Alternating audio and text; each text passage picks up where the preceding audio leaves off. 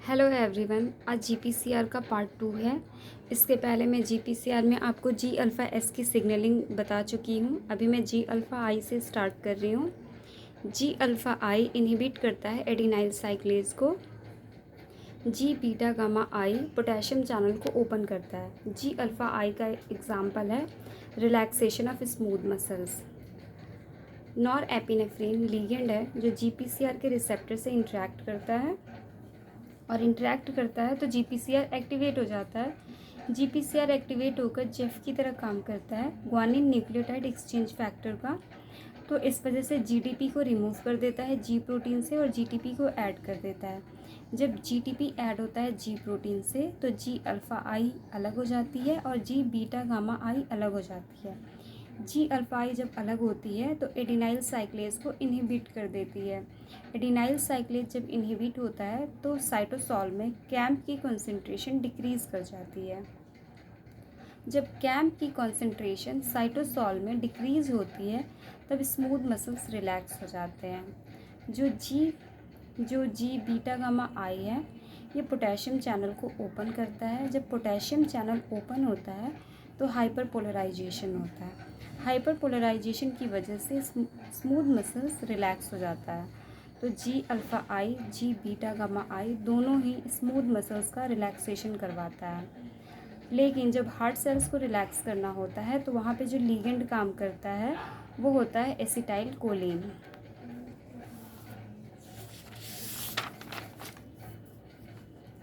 जी alpha 12-13 की signalling अब देखेंगे। जीपीसीआर एक्टिवेट होता है, एक्टिवेट होकर जी प्रोटीन को एक्टिवेट करता है। जी प्रोटीन जी अल्फ़ा 12-13 को एक्टिवेट करता है। जी अल्फ़ा 12-13 रो जेफ की एक्टिवेशन कराता है।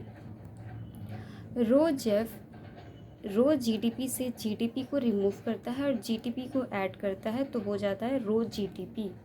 रो जीटीपी देन एक्टिवेट करता है रो काइनेज को। रो काइनेज साइटोस्केलेटन की मूवमेंट कराता है और transcription of genes means genes की ट्रांसक्रिप्शन भी कराता है rho kinase. G protein targets phospholipids. अब इसमें जो जी अल्फ़ा क्यू की सिग्नलिंग है उसे देखेंगे।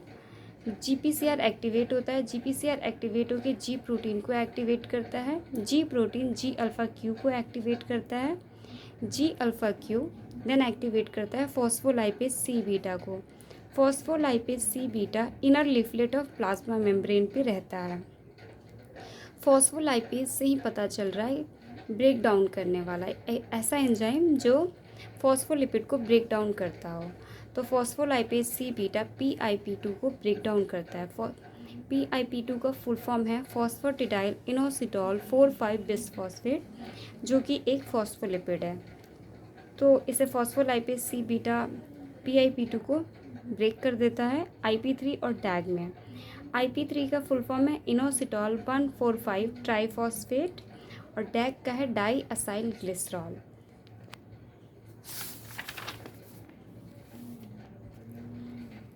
IP3 और डैग जो कि ब्रेक डाउन हुआ है PIP2 से।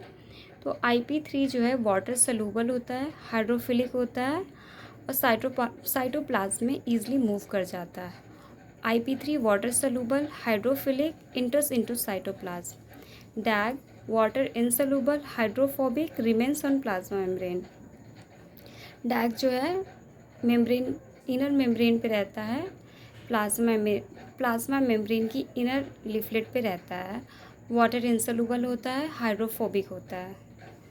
IP3 साइटोसॉल में इंटर करता है, साइटोसॉल से ER पे जाता है। ER पे जो रहता है IP3 गेटेड कैल्शियम चैनल उसे ओपन करता है और जब ये कैल्शियम चैनल ओपन हो जाता है तो ER से कैल्शियम साइटोसॉल में आने लगता है। 2 कैल्शियम कालमोडिलिन पे आके अटैच हो जाता है, इस वजह से कालमोडिलिन एक्टिवेट हो जाता है। कालमोडिलिन जब एक्टिवेट होता है तो प्लाज्मा मेम्ब्रेन पे जो कैल्शियम चैनल होती है उसे ओपन कर देता है। ऐसे में कैल्शियम प्लाज्मा मेम्ब्रेन से भी और ER से भी साइटोसॉल में आता है तो साइटोसॉल में कैल्शियम की कॉन्सेंट्रेशन इंक्रीज़ कर जाती है जिस वजह से मसल कॉन्ट्रैक्शन हो जाता है। Calcium enters cytosol from outside the cell. Calcium concentration increase हो जाती है साइटोसोल में, मसल कॉन्ट्रैक्शन हो जाता है। कालमोडिलिन एक्टिवेट करता है कैम काइनेज को। कैम काइनेज का फुल फॉर्म है कैल्शियम कालमोडिलिन डिपेंडेंट काइनेज, जो कि जीन्स की ट्रांसक्रिप्शन कराता है। कुछ इंपॉर्टेंट पॉइंट्स हैं। One ligand can activate variety of signalling pathway shows variety of response. Means एक लीगेंड बहुत सारे सिग्नलिंग पाथवे को एक्टिवेट कर सकता है और इस वजह से बहुत सारे रिस्पॉन्स भी आते हैं।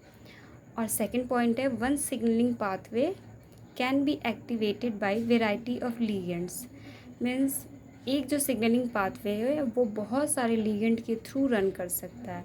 एग्जाम्पल है CREB can be activated by protein kinase A as well as CaM kinase.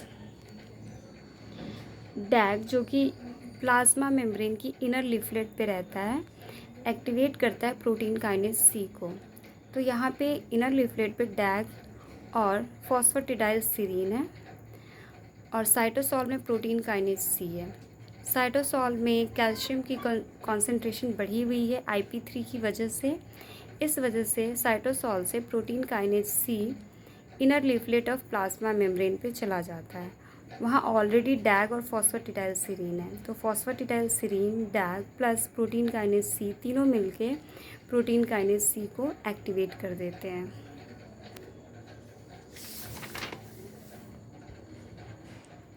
Some cell responses in which GPCR activate phospholipase C beta। phospholipase C beta जिसे GPCR एक्टिवेट करता है उसकी ये एक चार्ट दी हुई है।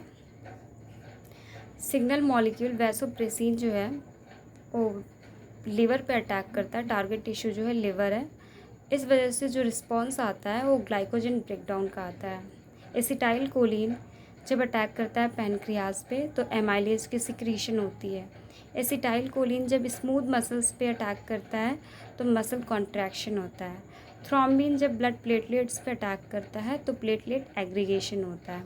यहाँ पे आप देख रहे होंगे एसिटाइल कोलिन जब पैनक्रियाज से इंटरेक्ट करता है तो एमाइलेज का सिक्रीशन होता है। एसिटाइल कोलिन जब स्मूथ मसल्स से जब इंटरेक्ट करता है तो मसल कॉन्ट्रैक्शन होता है। मीन्स वन लीगेंड की वजह से दो रिस्पॉन्स आ रहे हैं, तो ये चीज़ है।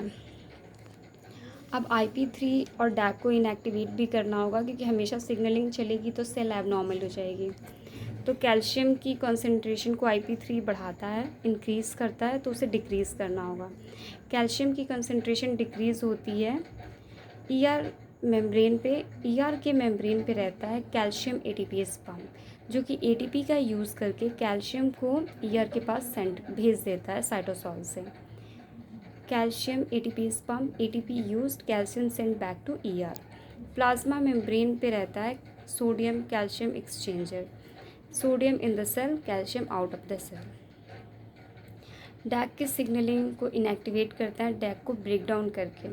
डैग को ब्रेक डाउन करते हैं रैकिडोनिक एसिड में। रैकिडोनिक सिग्नलिंग भी कराती है और synthesis of other molecules, means other molecules की सिंथेसिस भी कराता है। यहाँ पे मैं GPCR को फिर से एक बार बता देना चाहती हूँ। GPCR से आता है G-अल्फ़ा-S, GPCR से आता है GS से आता है G-अल्फ़ा-S।